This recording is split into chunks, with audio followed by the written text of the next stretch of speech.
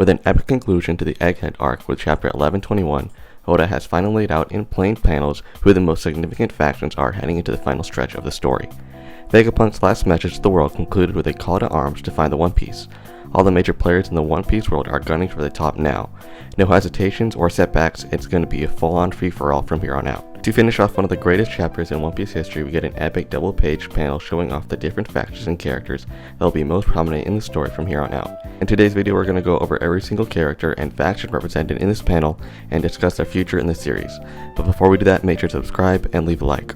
The Great Pirate Era started with the execution of Gol D. Roger, as he declared in front of the world that his treasure was out there to be found by those who sought it. A mass amount of pirates have taken the seas since, trying to claim the title of Pirate King. Whitebeard at the end of the Marineford had confirmed the existence of the One Piece to the entire world, instilling new faith and confidence in these modern pirates to go after it again. Finally, Vegapunk in his last message stated that whoever found the One Piece was going to dictate the future of the entire world, introducing even more powerful factions and characters into the mix of an already chaotic race.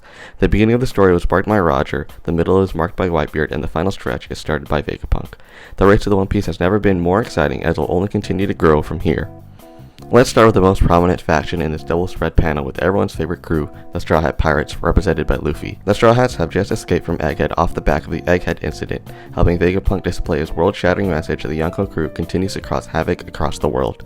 They have flipped the world on its head yet again. Coming off of taking down Kaido and freeing Wano, Egghead has been left in ruin. Luffy and the Straw Hats have been the fastest growing crew in history, and just 2 years together they have taken out numerous government facilities, freed many countries, and earned the title of Yonko crew. They are Yonko crew through and through.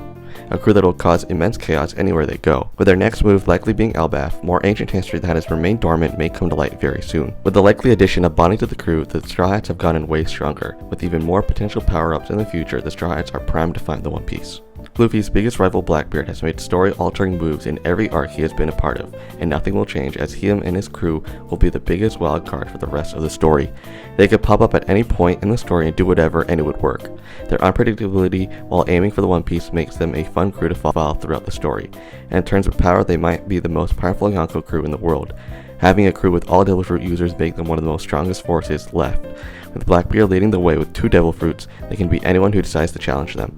From here now, I wouldn't be surprised if Blackbeard and his crew cause the most chaos for the entire world for the rest of the series. Due to the fact that their goal is world domination and they have the power to do so, Blackbeard and his crew is guaranteed to twist and turn the story in ways we have never expected until the end, and I'm excited for it. Shanks has put his pacifist ideals aside and decided that him and his crew are going to gun for the One Piece. After an impressive display of power on Elbaf, Shanks is going to go all out until the very end.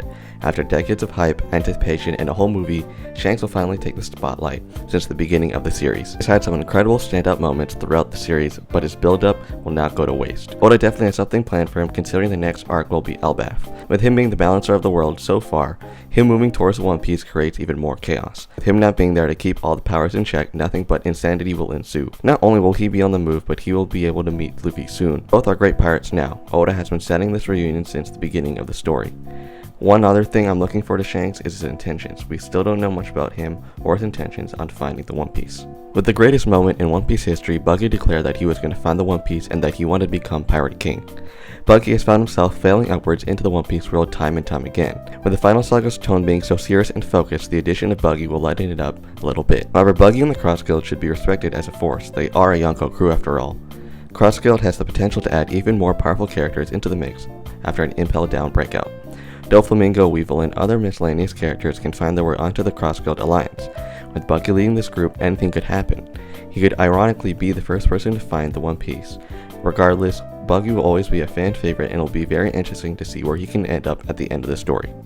Kobe is the future of the Marines and he will be the next fleet admiral. After coming off escaping Hachinosu Island and the wrath of Blackbeard, he looks to seek revenge and become a great Marine, fulfilling his promise to Luffy on becoming a great Marine. Kobe will take a huge leap during the final war. After an impressive showcase of power against the Blackbeard pirates, Kobe has quickly turned himself into a force.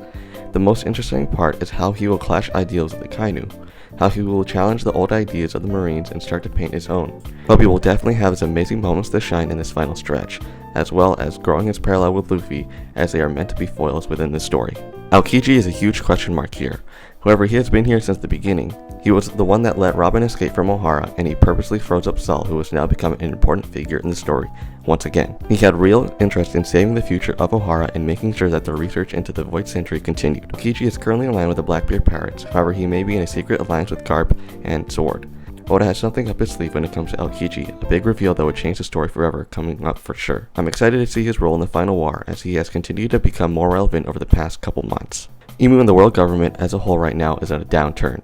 The secrets of the Void Century are starting to be revealed and the true condition of the world is starting to show. The Gorosei being immobilized, for the time being, Imo is going to be on their own. Imo's powers and presence will finally start to get revealed in the near future. Besides showing their true power, how will the citizens of the One Piece world react to Imu and the world government now? Will Imu start to flood the entire world, now turning every island inhabitable? There are so many questions, mysteries, and conspiracies surrounding Imu that I can't wait to get answered. In a similar vein, Fergal Garling will be the Holy Knight of focus for the remainder of the story, as he is the commander of the Special Force. Everything starts when the Holy Knights start to move around the world. Garling is in charge of all this movement and will be commanded by Imu to defend Marijua from potential attacks by the revolutionaries. The Holy Knights are still very new and nothing much is known of them, so I'm excited to find out more about them and Garling. Imu's main opposition, Dragon, will also finally start to make his move. The highly anticipated revolutionary army will be active in the story. After years of teasing and little hints, there is no time more perfect than now for Dragon to come out in full force and display his power and influence in the One Piece world. Dragon will likely fight against Garling in an epic display of power.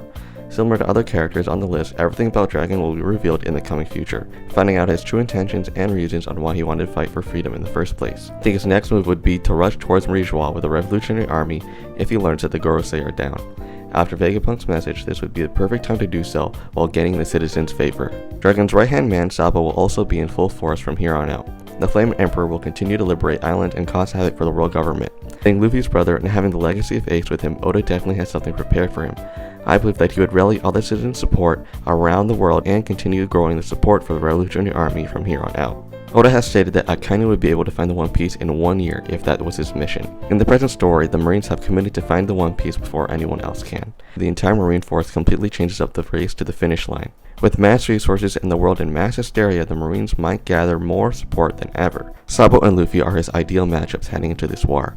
I also think Akainu will be extra hot-headed during this final stretch of the story due to the fact that he is upset at everything going on around him. Having a hot-headed fleet admiral running around the world is going to be a lot of trouble for pirates and revolutionaries. Lastly, let's talk about this mystery character that was silhouetted. Many are theorizing that he is Shanks' evil twin, due to the fact that this character has the same sword as Shanks. The silhouette also does look like Shanks from what we can see. Another possibility is that he can be the man with a burn scar. Sirius' character is critical to the story as he knows where the last road poneglyph is. However, I want to propose a third option. What if he is the character with an eye patch, as in the silhouette we can see what looks like glasses over his face.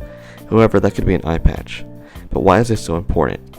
Oda has stated that when we meet the character with an eye patch, we are nearing the end of the story. This character that is silhouette has to be him, right? It would only make sense. This character is supposed to be crucial for the story from here on out, so Oda would tease him here.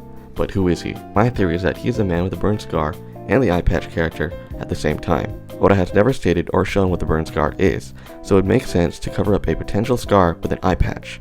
Given that the man with the burn scar has intel on the last road poneglyph, Oda would introduce him until now. That we are in the last stretch, this eye patch character is going to be revealed. Shanks' twin could be the man with the burn scar with an eye patch.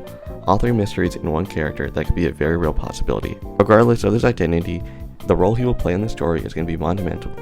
With the conclusion of Egghead, One Piece is truly blazing ahead to its ending. I, among many others, are excited for this free-for-all with no limits to begin. If you guys enjoyed this video, make sure to leave a like and subscribe.